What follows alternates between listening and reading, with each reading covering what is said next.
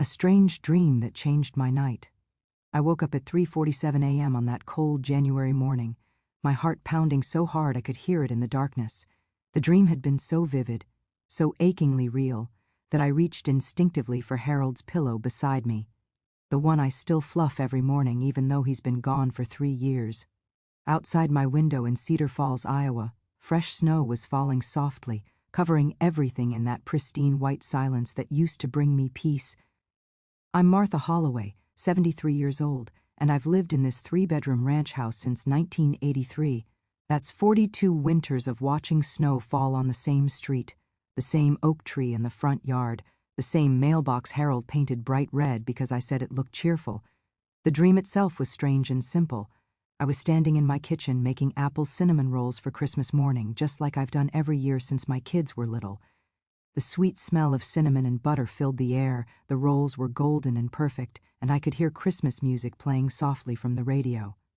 But as I set them on the cooling rack and called out that breakfast was ready, no one answered. I walked through the empty house, looking for my family. The living room was decorated, my grandmother's ornaments on the tree, stockings hung by the fireplace, but completely silent. I went to the window and looked out at the driveway. Empty. The snow kept falling and falling, covering the world, and I just stood there watching and waiting until I woke up with tears on my cheeks.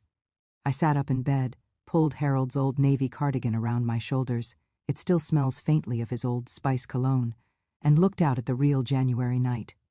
The snow was indeed falling, illuminated by the corner streetlight, beautiful and quiet.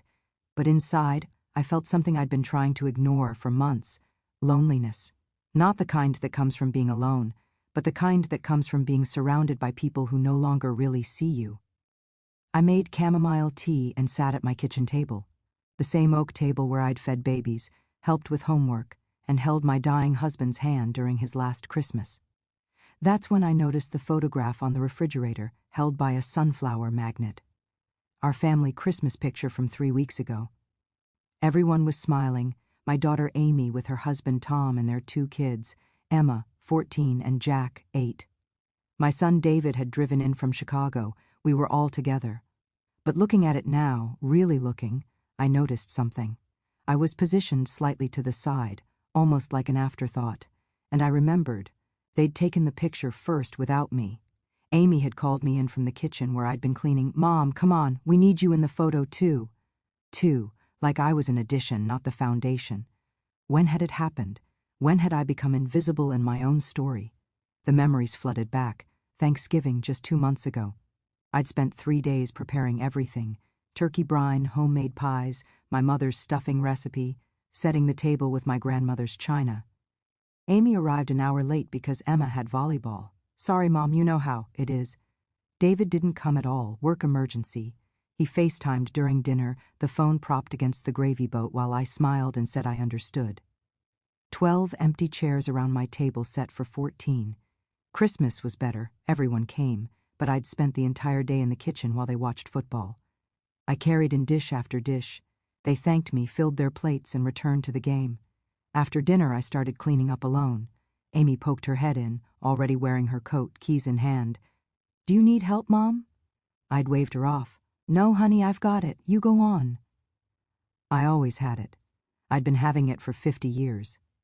Sitting there in the pre-dawn darkness, I thought about my own mother, Grandma Rose, a specific memory, sir. Faced, I must have been Amy's age, late 30s, drowning in the chaos of raising kids. Mom invited us for Sunday dinner every week.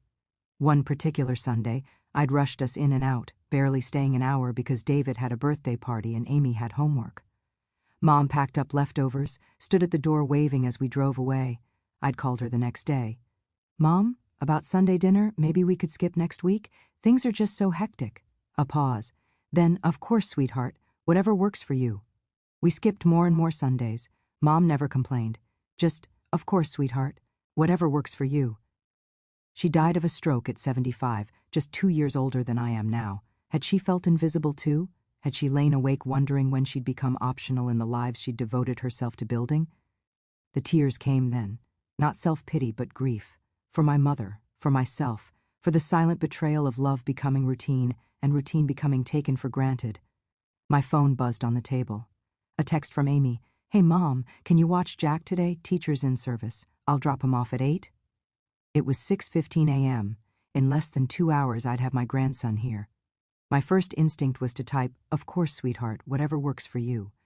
But I didn't. I stood up and looked around my house, the living room arranged for company that rarely came, David's old bedroom, the guest room, always ready with fresh sheets just in case, my own bedroom unchanged since Harold died, like I was a temporary guest in my own life. I thought about my dream, the empty house, the cooling rolls, the endless waiting, and I remembered something Harold said 6 months before he died. We were on the back porch watching the sunset.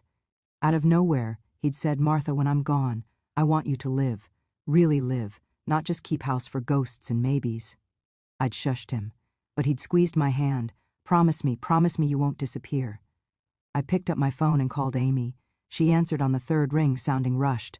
"Mom, what's wrong? It's so early." "Nothing's wrong, honey. I got your text about Jack." "Oh, good. I was hoping." "I can't today, sweetheart." Silence. Then, "Oh, okay. Is everything all right?" "Everything's fine. I just have plans." "Plans?" She sounded genuinely shocked. "Yes, I'm going to spend today doing something for myself. I haven't decided what yet, but I need to figure that out. I'm sorry about the short notice, but Amy, I need you to understand something. I love being your mother and the kid's grandmother more than anything in this world. But I can't keep being invisible. I can't keep being the person everyone calls when they need something but nobody calls just to talk to." I heard her breath catch. "Mom, when's the last time you asked how I'm really doing? Not as your babysitter or your cook, but as me, as Martha?" A long pause, then softly, "I don't know. I know you love me, I know you're busy, but I've been disappearing, sweetheart, and I can't do it anymore. Your Grandma Rose disappeared, and I never noticed until it was too late. I won't let that happen to me." Amy was crying now. "Mom, I'm so sorry. I didn't realize. I know you didn't. That's why I'm telling you now. I want to be in your lives, but as a person, not just a service." We talked for 20 minutes, really talked. Amy admitted she'd been taking me for granted, that in the rush of her own life she'd forgotten I had one too. She promised things would change. We made a plan, real plans, for dinner next week. Not at my house, at hers. And I wouldn't cook. After we hung up, I sat watching the sun rise over the snow-covered neighborhood. The dream had been a gift, really, a warning, a wake-up call. I'm 73 years old. My knees hurt, my hands ache in the cold, and I've got more years behind me than ahead. But I'm not invisible. Not anymore. I picked up my phone and texted David. "Hey, honey. Just wanted to say I love you. Call me when you have time. Not for anything specific, just to talk." Then I poured another cup of tea, pulled out my journal, dusty from months of neglect, and started writing. About my dreams, my memories, my mother, my fears, myself. The snow kept falling outside, beautiful and quiet, but inside I was waking up, and I wondered, what would I do today?